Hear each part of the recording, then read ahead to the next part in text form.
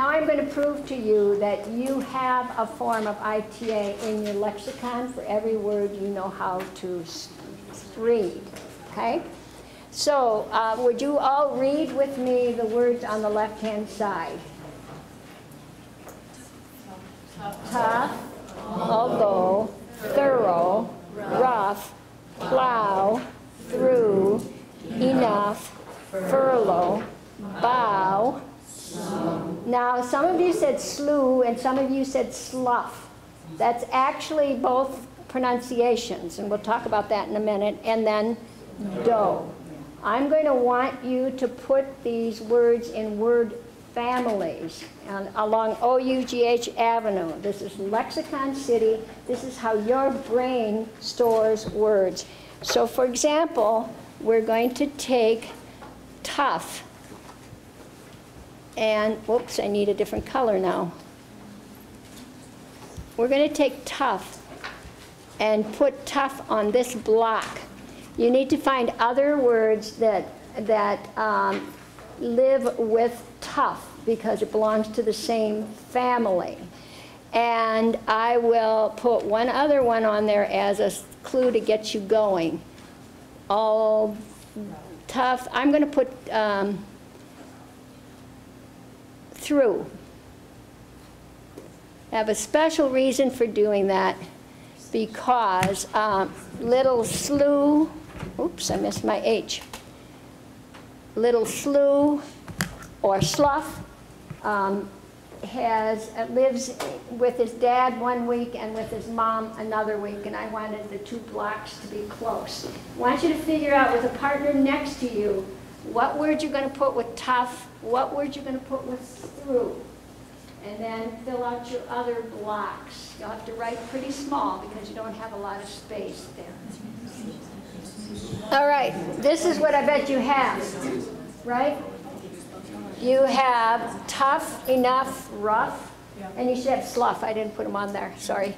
And then you have plow and bow. Plow, by the way, is the English spelling of the plow that our tractors pull, okay? The O, thorough, although, furlough, dough, and the oo, through, and slew. So it's only, I missed slough over there, okay? How else, if you didn't store words by how they sound spelling, would you have been able to pronounce all of these words? They're out of context, they all end in O-U-G-H, and yet I didn't hear people mispronouncing except for a couple of the more unusual ones here.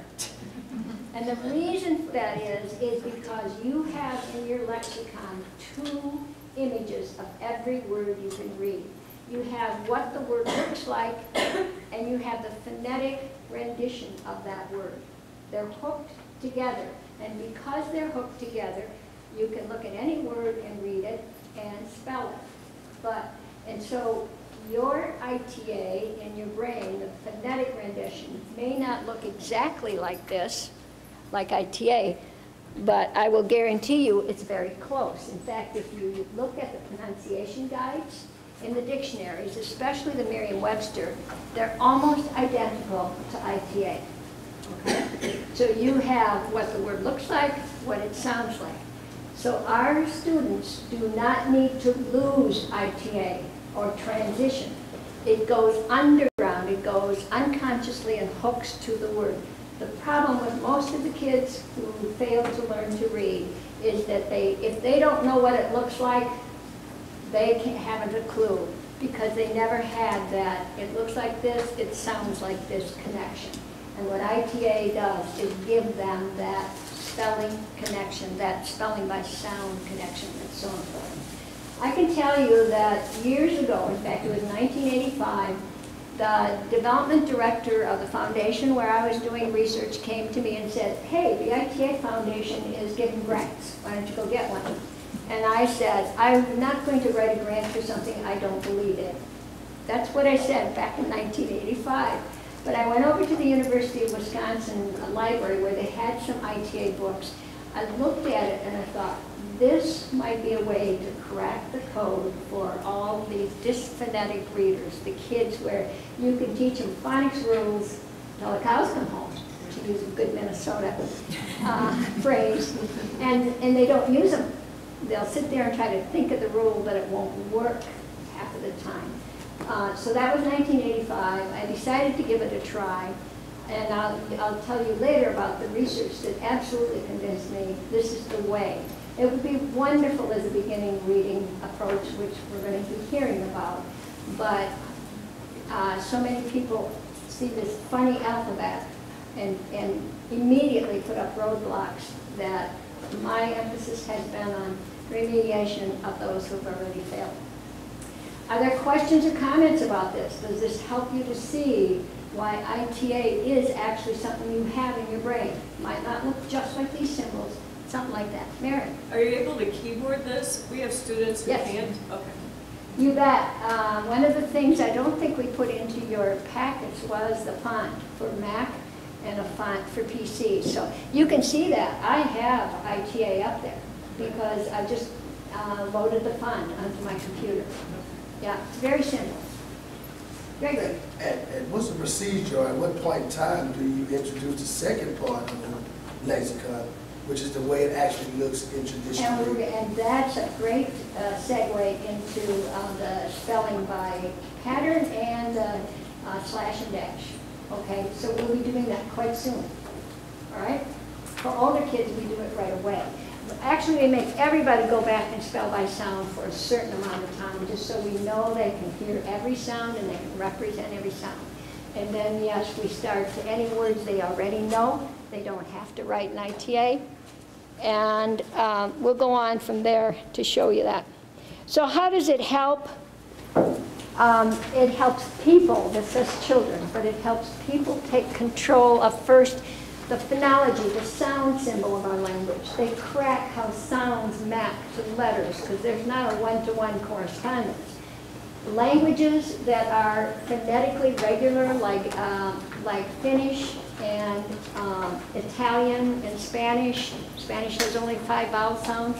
They have far fewer people who fail to learn to read. They have far fewer dyslexic people in those languages than very deep orthographic languages like English. We have, as I said, probably the highest incidence of reading failure or reading disabilities in the world. They write and read high-level vocabulary. We're going to be talking about that soon. They don't just, you noticed even you could write whatever you wanted. You know, you probably chose some fairly simple words to start with, right? But you could have written, for example, well, I am not pusillanimous. And you can figure out whether that's a compliment or not later. You could have written, this is really copacetic, or this is confusing, or all kinds of high-level vocabulary with this process, and I'll show you that. Because they're constantly doing creative writing, and we know that people who struggle to read and write dictate stories that are higher than they're able to write themselves, and because they're dictating stories and then writing it back in i.t.a., they get to be wonderful writers, and they learn to use natural language. So there's all these ways in which i.t.a. helps them. So this is a website that I have. It's not totally functional yet. We're still building it. There will be some video demonstrations on that website. And Keith will also be putting on our foundation website, the board foundation website, the segments of the trainings that we do these next 2 days. But you can go there to see pictures, to see some of the stories, and to see some of the protocols that we use at St. Mary's.